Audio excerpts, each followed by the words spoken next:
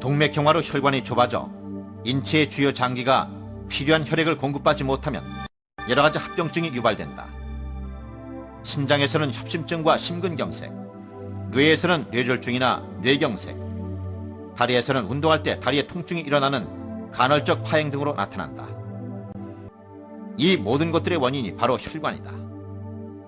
혈관에서 혈액이 잘 흘러야 세포 곳곳에 영양분이 전달돼 건강을 유지할 수 있다. 우리 인체의 혈관의 길이는 12만 킬로미터. 이 가운데 어느 한 곳이라도 막힌다면 죽음을 모면할 수는 없다. 인류의 목숨을 담보로 전 세계 의료진들이 부작용 없는 치료제를 개발하기 위해 매달렸다. 국무총리 산하기관인 한국생명공학연구원에 막대한 연구개발비를 들여 심혈관계 치료제를 개발하는 데 주력했다.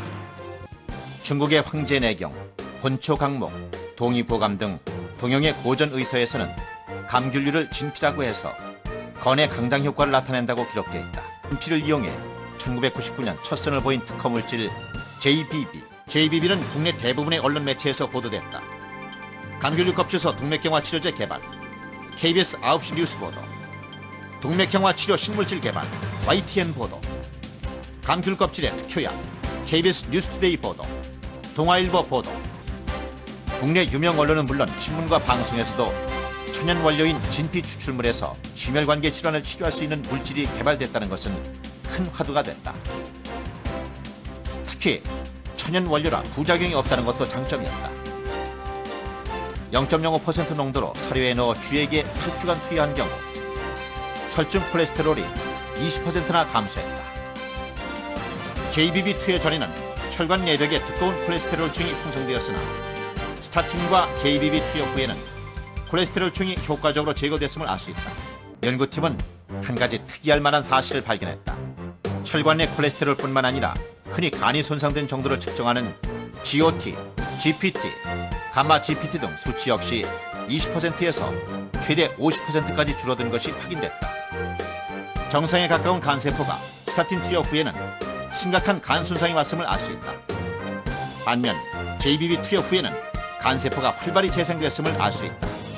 즉, 치료 효과에 있어서는 기존 스타틴 제제와 동일하거나 월등하지만 간에 대한 독성에 있어서는 기존 스타틴 제제가 간에 치명적인 데 반해 간의 독성은커녕 간을 보호하는 획기적인 효과가 확인된 것이다.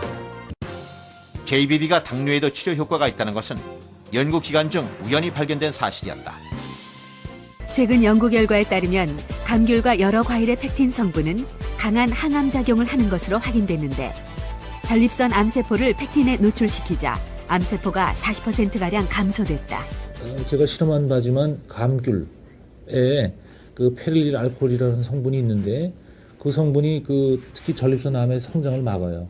간 기능을 보호하면서 혈관 질환을 치료하는 획기적인 천연 물질이 개발됐다는 소식은 국내뿐 아니라 해외에서 더욱 주목받았다.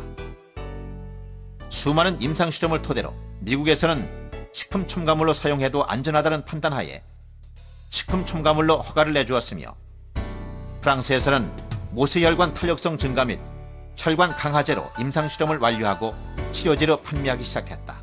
감귤류 과피 추출물, 이로부터 분리 정제된 헤스페리딘 또는 나린진을 포함하는 심혈관 질환 예방 및 치료제 조성물을 비롯 전 세계 특허를 획득했다. 혈관 질환 해결사로 신들의 후식으로 노랑과일 혁명을 일으킨 JBB, 인류 생명의 시작이자 죽음의 지름길, 혈관 질환으로 인한 각종 질병. 이제 JBB가 그 해결책이 돼줄 것이다.